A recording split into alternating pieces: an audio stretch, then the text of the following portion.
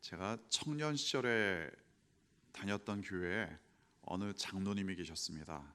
이 장로님은 상당한 부자셨습니다. 그야말로 교회 무슨 행사가 있을 때마다 말 그대로 후원금을 쾌척하셨습니다. 두둑한 후원금을 청년부 행사나 아니면 교회 여러 가지 행사에 그렇게 기부를 하셨죠.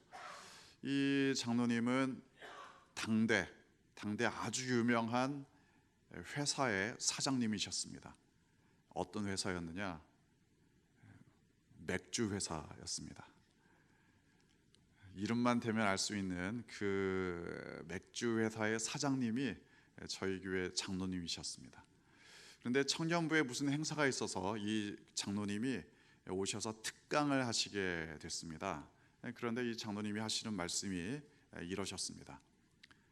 내가 그 맥주 회사 사장이어서 어쩔 수 없이 대외적으로 맥주 한 잔은 마셔야 된다. 더는 안 마시는데 그래서 마실 때마다 참 하나님께 죄송하다, 이런 이야기를 하시더라고요. 자, 이 어떻게 보면은 교회 장로님, 너무나도 교회 일에 열심이고 교회를 잘 돌보시는 장로님이 맥주 회사의 사장님이다. 좀 약간 어울리지 않는 듯하게 보일 수도 있습니다.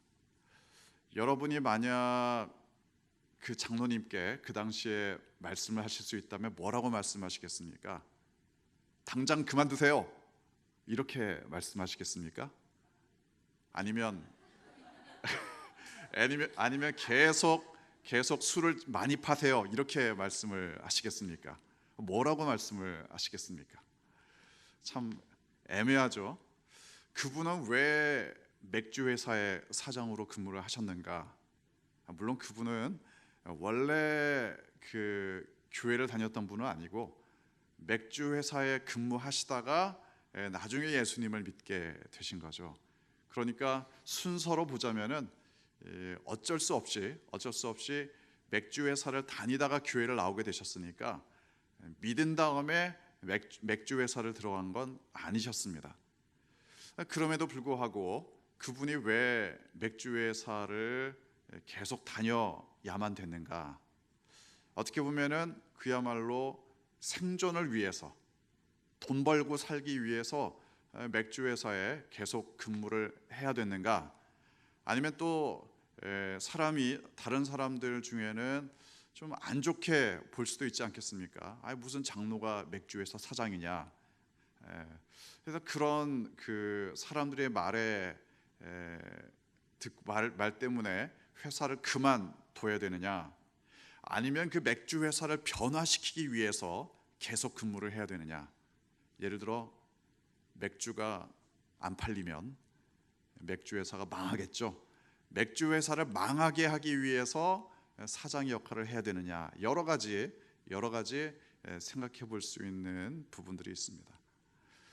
자, 물론 우리가 어떤 일을 하든지 간에 그어야 될 선은 있겠죠. 만약에 여러분의 가족 중에 여러분 자신이어도 어쩔 수 없고 여러분의 가족들 중에 뭐 돈만 벌면 되지 하고서 조직 폭력배에 들어간다. 이거는 선을 그어야 될 부분이겠죠. 만약에 여러분이 직장이 없어서 정말 힘들어 하는데 어떤 사람이 취직시켜주겠다 가봤더니 그 조직 사기단이다, 사기를 조직적으로 하는 그런 집단이다, 이런 데에 취직할 수는 없지 않겠습니까?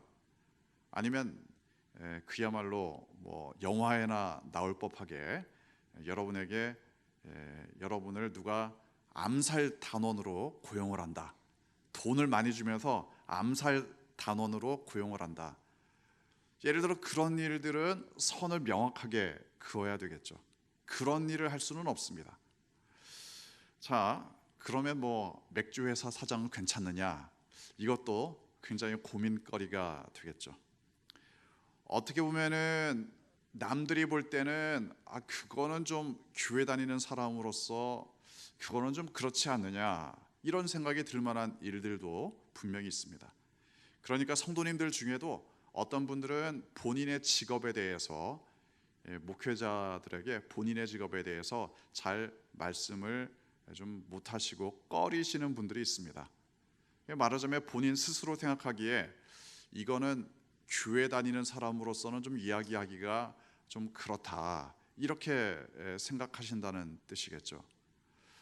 분명히 구분해야 될 선도 있지만 좀 명확하지 않은 부분도 있고, 또는 남들이 이제 뭐라고 이야기를 하고 수군거릴 만한 부분도 있을 수 있는 그런 일들도 분명히 있을 수 있습니다. 자, 오늘 성경 본문에 등장하는 사람은 오바댜입니다. 오바댜는 구약 성경의 저자 중에 한 명인 오바댜 선지자는 아닙니다. 그 오바댜 선지자는 아니고 오바댜라는 하나의 신하, 궁중에서 일하는 신하에 대한 이야기죠. 자, 그런데 이 오바댜가 일하고 있는 곳이 어떤 곳이냐? 한마디로 이야기하자면 오바댜 당시의 왕은 누굽니까? 아합이죠. 아합. 자, 아합은 쉽게 말하면은 공포 정치를 하고 있습니다. 단순한 공포 정치가 아니라 우상 숭배에 기초한 공포 정치. 그러니까 우상을 숭배하면 살아남을 수 있는데 하나님을 섬기면 숙청당하는 이런 공포 정치입니다. 어떻게 보면 성경에 있는 내용들을 잘 종합해 보면 아합 스스로는 그렇게까지 할 생각은 없었을지도 모르겠습니다. 어쩌면 아합의 아내였던 이세벨이 더 극심하게, 극렬하게 이런 활동을 펼쳤던 거죠. 근데 그럴 만도 합니다. 이세벨의 출신이 어디였느냐? 시돈입니다. 시돈이 어디냐면은 오늘날의 그 시리아 중에서도 항구 도시 중에 하나고, 그리고 세계사에서 이야기하자면 페니키아라는 민족입니다. 페니키아.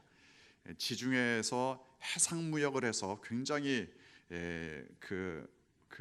부강해졌던 해상 민족 페니키아가 시돈입니다.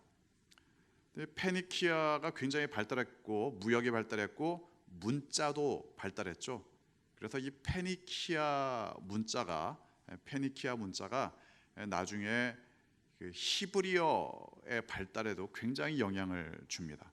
아무튼 굉장히 발달했던 민족이었던 시돈과 아합이 말하자면 좀 화친 관계, 좀 좋은 관계를 형성하고자 했습니다. 그래서 당시에 이제 시돈의 왕이 누구였냐면은 엣바알이라는 사람인데, 이 시돈의 왕 엣바알의 딸이 이세벨이었습니다. 그 이세벨을 아내로 맞이합니다. 사실 엣바알 이름 자체도 사실은 굉장히 우상 숭배를 담고 있는데, 엣바알이라는 이름 자체를 직역하면 바알과 함께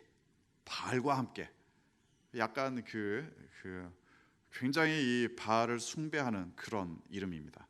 아무튼 이 엣바알의 딸인 이세벨이 아합의 아내로 이스라엘로 시집을 옵니다. 그리고 이 이세벨도 굉장히 이 바알 숭배, 또 바알의 아내 신인 아세라도 역시 굉장히 열심히 숭배를 합니다. 아무튼 이렇게 해서 이세벨이 열심히 우상 숭배를 하는데, 우상 숭배를 할 뿐만이 아니라 하나님을 믿는 믿음은 완전히 뿌리를 없앨 정도로 극렬하게, 잔인하게 공포 정치를 펼칩니다. 한마디로 여호와의 선지자들을 다 죽입니다. 씨를 말리죠.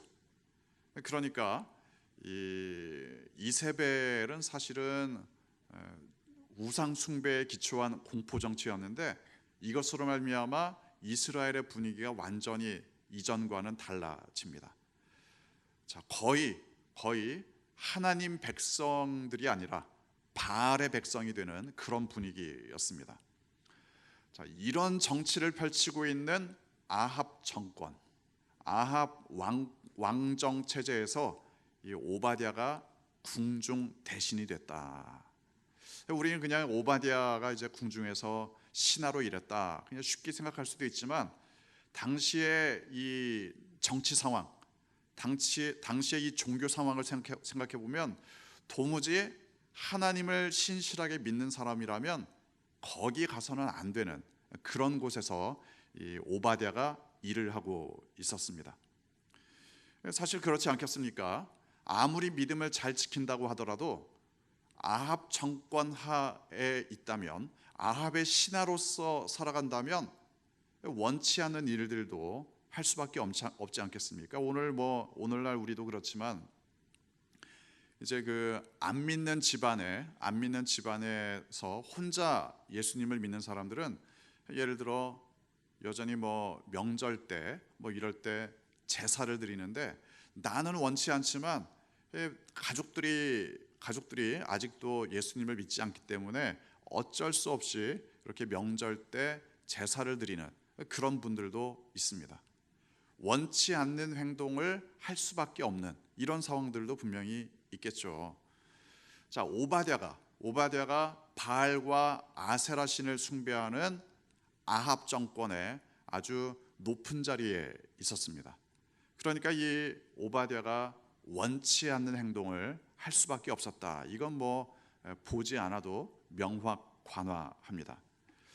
자, 분명히 이 오바댜가 우상에게 제사를 드리는 그 자리에 가야 할 수도 있고, 아니면 중요한 여러 가지 국가의 행사를 진행할 때 뭔가 이 우상에게 다짐을 한다든가 이런 일들도 다반사가 아니었겠습니까? 오바댜도 원치 않는 우상 숭배에 일조할 수밖에 없는 그런 상황이었습니다. 특히 이제 본문 말씀을 보면 그렇습니다. 오바댜는 하나님을 지극히 경외하는 자였다. 3절 말씀 후반부를 보면 여호와를 지극히 경외하는 사람이었다. 여호와를 지극히 경외하는 사람이 아합과 아세라를 숭배하는 정권에서 신하로 일을 하고 있다. 이게 뭔가 어울리지 않아 보입니다. 무엇인가 원치 않는 행동, 하나님을 섬기는 것과 반대되는 행동들을 해야 될 수도 있었을 겁니다. 자, 여러분이 만약 오바댜였다면, 내가 만약 오바댜였다, 여러분은 어떻게 하시겠습니까? 에이, 이거 다 때려치고 시골에 가서 살겠다, 이렇게 궁중을 떠나시겠습니까? 아니면 더욱 악랄하게 여호와를 믿는 사람들을 다 때려잡으시겠습니까? 아합 정권에서 살아남으려면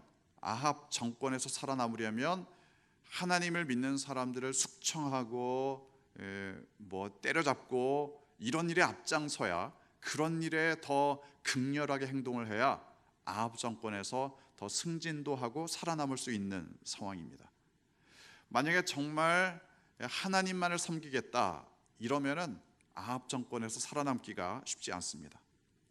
어쩌면 본문에는 나오지 않았지만 하나님의 선지자들을 죽이는 그 일에 있어서, 숙청하고 죽이는 그 일에 있어서 오바댜도 일정 부분 역할을 감당해야 됐을지도 모릅니다. 왜 그렇지 않습니까? 여러분이 그 영화를 좀 보시는지 모르겠는데, 영화나 드라마나 이런 데 보면 소위 스파이라는 게 있죠. 스파이가 이제 상대편에 가서 그쪽 편인 것처럼 행동을 합니다. 스파이도 있고, 아니면 형사 같으면 잠복 근무 또는 위장 근무. 그래서 형사인데 조직폭력배에 들어가서 마치 그들의 일원인 것처럼 오랫동안 거기에 있다가 나중에 일망타진할 때 본색을 드러내는 이런 형사 보셨습니까? 영화도 드라마도 전혀 안 보시죠? 그런 게 있습니다. 아무튼 근데 이제 그렇게 잠입해서 위장해서 그 근무를 하는 경우에는 굉장히 어려운 순간이 있습니다. 말하자면 자기는 형사인데 조폭의 일원인 것처럼 살아야 되니까 때로는 형사를 죽이거나 아니면 형사에게 뭔가 피해를 입히거나 이렇게 할 때에도 자기가 행동을 해야 될 때가 있습니다. 굉장히 심리적인 갈등이 그런 때 많이 드러납니다. 자, 오바댜의 정체성은 분명합니다. 하나님을 지극히 경외합니다. 이 정체성은 분명합니다. 그런데 자신의 일터인 아합의 궁정에서는 하나님 믿는 사람들을 숙청하고 심지어 죽여야 한다. 그러니까 심리적인 갈등이 또 얼마나 많았겠습니까? 여러분 같으면 여러분들 중에는 혹시 내가 도저히 이렇게는 못 살겠다.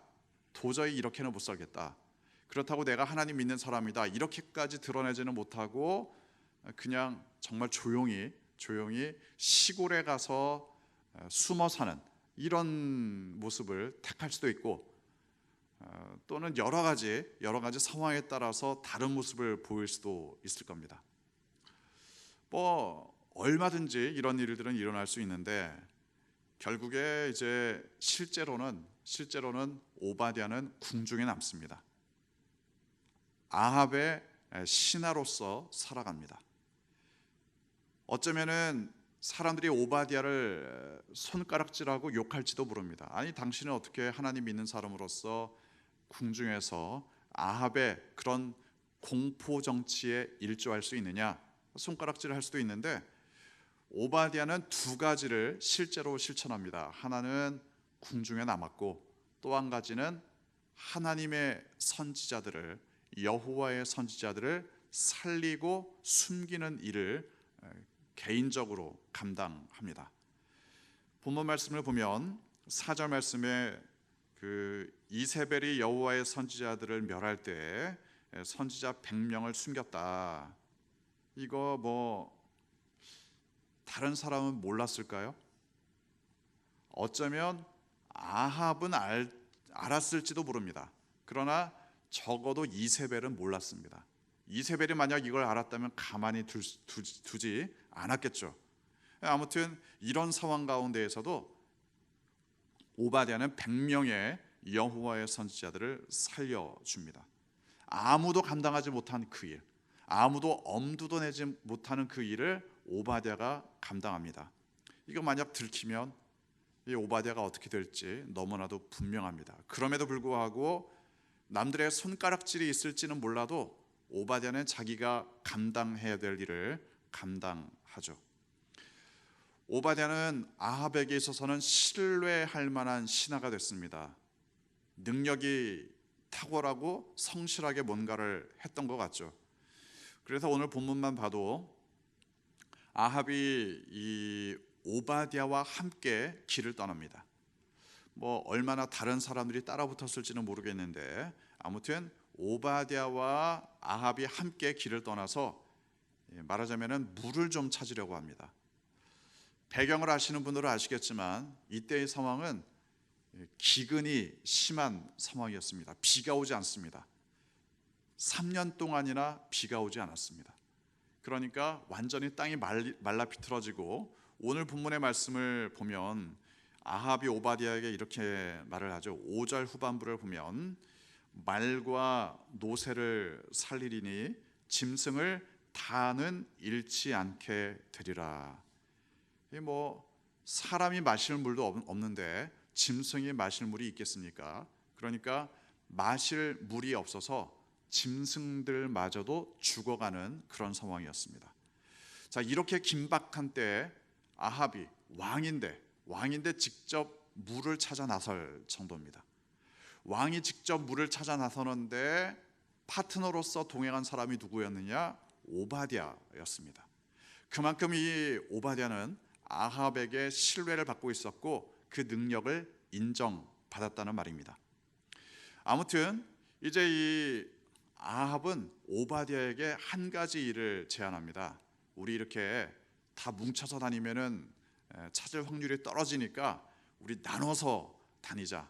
너는 저쪽으로 가고 나는 이쪽으로 가서 좀 물을 좀 찾으면 그나마 우리가 짐승들을 좀 살릴 수 있지 않겠느냐. 아합의 이런 정도의 신뢰를 받을 만큼 오바댜는 인정받는 사람이었다. 여기에서 아합에게 인정받는다는 게 도대체 무엇이겠습니까? 물론 우리가 다 알 수는 없습니다. 오바댜가 실제로 어떻게 아합을 섬겼는지, 이 아합 정권에서 오바댜가 어떤 일들을 감당했는지 다는 알 수 없습니다. 그러나 적어도 아합의 공포 정치 체제에서 인정받았다.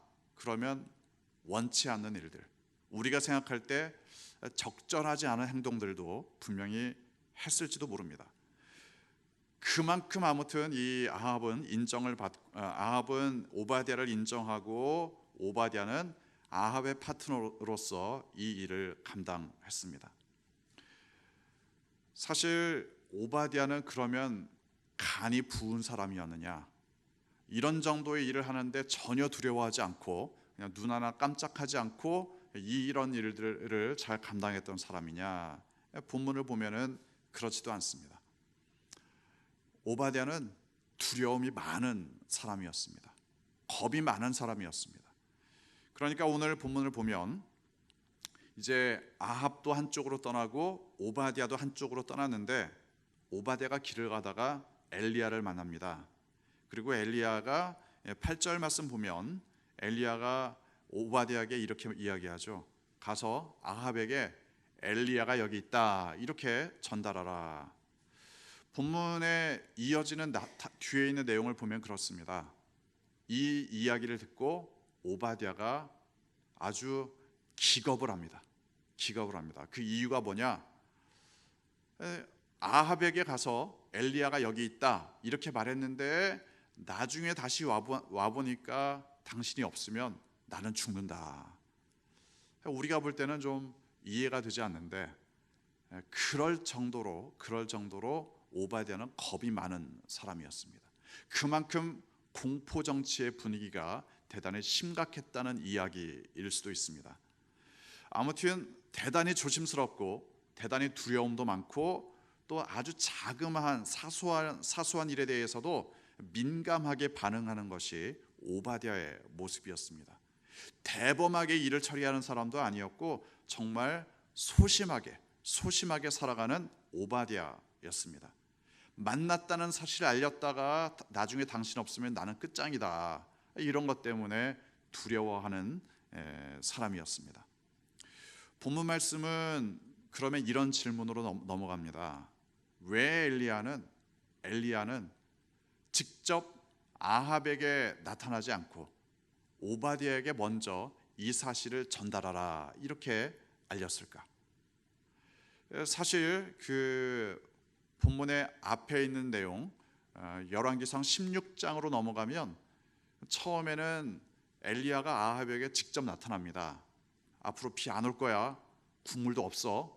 이렇게 기근에 대한 예언을 할 때는 아합에게 이 엘리야가 직접 이야기를 합니다. 직접 그냥 불쑥 나타나서 이야기를 꺼낸 거죠. 근데 왜 지금 와서는 직접 나타나지 않고 이 오바댜에게 그 사실을 전하라고 이렇게 이야기를 하느냐? 물론 그런 이유도 본문에서는 설명하지 않습니다. 설명은 없지만 분명한 건 있습니다. 분명한 건 이제 더 이상 오바댜가 숨어 있을 수만은 없습니다. 더 이상 오바댜가 이 두려움 가운데 자신을 숨기기만 하고 아무것도 하지 않고 그냥 살아갈 수만은 없습니다. 이제 오바댜에게 엘리야가 나타나서 이 두려워하는 일들, 어쩌면은 그동안은 숨기고 있었던 부분들을 드러내야 할지도 모르는 이런 일들을 감당하게 합니다. 언제까지나 하나님 믿는 믿음을 숨기고 살아갈 수는 없습니다. 언제까지나 조심스럽게만 살아갈 수도 없습니다. 이러한 오바댜에게 엘리야가 직접 나타나서 그 중요한 역할을 감당하게 했던 거죠.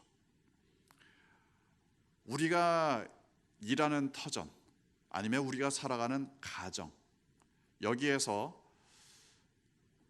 조심스럽게, 때로는 좀 약간 두려워하면서 감당하는 여러 가지 일들이 있을 겁니다. 어떤 분들은 가족들에게 이야기하지 않고 혼자 몰래 교회 나오시는 분들도 있습니다. 어떤 분은 직장에서 자신이 기독교인임을 드러내지 않고 그냥 직장에서 일하시는 분도 있을 수 있습니다. 뭐 겉으로 그렇게 드러내지는 않지만 내가 하나님 믿는 사람답게 살아가겠다, 그런 마음으로 살아가시는 분도 분명히 있습니다. 그러면서 마치 오바댜처럼 자신이 하나님 믿는 사람임을 드러내지는 않지만 중요한 역할들을 실제로 감당하실 수도 있을 겁니다. 하지만 그럼에도 불구하고 언제까지나 두려워하고 언제까지나 조용히 살아가고 이렇게만 살아갈 수는 없습니다. 마치 엘리야가 나타나서 오바댜에게 자신을 드러낼 수밖에 없는 일을 맡긴 것처럼 오늘 우리는 하나님께서 우리에게 말씀하시는 음성을 들어야 할 때도 있을 겁니다. 내가 감당해야 될 일들은 언제까지나 숨겨진 일들, 조용한 일들만 감당해야 되지는 않습니다. 언젠가는 내가 죽을지도 모르는 일, 언젠가는 내가 이랬다가는 큰일 날지도 모른다. 하지만 하나님을 위해서 이 일을 감당해야 된다. 이래야 될 때도 찾아올 수 있습니다. 오바댜는 성경 전체를 통해서 볼 때 오바댜는 사실은 이름이 없는 사람입니다. 사실 뭐 열왕기상 이때만 잠깐 나왔지 어디에도 이 오바댜라는 사람은 나오지 않습니다. 오바댜 선지자 때문에 우리가 그 이름이 익숙할 뿐이지 오바댜라는 신하 자체는 전혀 우리가 많이 아는 사람은 아닙니다. 무명입니다. 그럼에도 불구하고 하나님은 이 무명의 오바댜를 통해서 감당하게 하시는 역할을 분명하게 보여주십니다.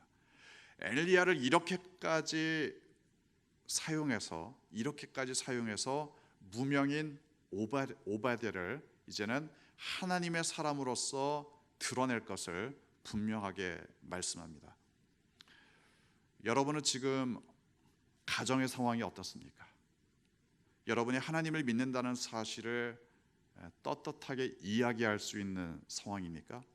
주일에 교회 갔다 오면 설교 말씀 들은 것을 가족들과 나눌 수 있는 그런 분위기입니까? 아니면 여러분이 일하시는 일터는 여러분이 하나님을 믿는다는 그 믿음을 충분히 쉽게 스스럼 없이 이야기할 수 있는 분위기입니까? 아니면 되도록이면 숨겨야 하는 상황입니까? 여러분이 일하시는 그 일터, 하시는 여러 가지 일들, 그리스도인으로서 좀 그렇게 떳떳하지는 못하다, 이런 상황입니까? 아니면 그리스도인을 드러내도 괜찮은 그런 상황입니까? 여러 가지 상황 가운데 분명한 건 이겁니다. 여러분이 조용히 살아가더라도, 아니면 여러분의 정체성을 드러내며 살아갈지라도 하나님 백성답게 살아가야 되는 것은 변함이 없습니다. 혹시 여러분이 대범하게 그리스도인임을 드러내며 살지라도, 혹시 여러분이 소심하게 그리스도인임을 숨기며 살아갈지라도 여러분이 감당해야 될 역할은 분명히 있습니다. 그리고 언젠가는 기억하시기 바랍니다. 언젠가는 여러분의 모든 것을 걸고 아니면 중요한 것을 걸고 하나님께서 맡겨주시는 귀중한 사명을 감당해야 될 때도 올 겁니다. 떨리고 두렵고 조심스럽지만 여전히 하나님께서 나에게 말씀하신다면 그 일을 감당해야 될 때도 분명히 옵니다. 오바댜라는 무명의 의인, 이 사람이 감당한 일은 참 귀중한 일이었습니다. 이세벨이 수많은 여호와의 선지자들을 죽일 때 오바댜는 100명의 선지자들을 살렸습니다. 그것도 정말 잘한 일입니다. 그러나 이제는 좀 더 하나님께서 이 두려움을 이겨내고 그동안 숨겼던 그 믿음을 드러내서 하나님의 백성으로서의 역할을 감당케 하시는 때를 드디어 오바댜가 맞이합니다. 여러분의 삶 가운데 하나님께서 맡겨주시는 일들이라는 건 쉬운 일만 맡겨주시지는 않습니다. 가볍게 할 수 있는 일들만 맡겨주시는 것도 아닙니다. 그럴 때도 있지만 때로는 여러분이 두렵고 떨리고 이러다가 큰일 나는 거 아니냐, 이런 생각이 들 정도로 하나님께서 어떤 일을 맡겨주실 때도 있습니다. 그냥 나는 좀 조용히 살고 싶은데, 물론 조용히 살아갈 때도 있지만 하나님께서 굳이 그 조용한 데서 들어서, 조용한 데서 빠져나와서 하나님의 귀한 일들, 중요한 일들, 여러분의 그 두려움을 이겨내고 감당하기를 원하실 때도 있습니다. 그 하나님의 음성을 들으며 오늘도 두렵든지 아니면 담대하든지 하나님의 사람으로 살아가는 여러분 되시기를 주님의 이름으로 축원합니다. 기도하겠습니다.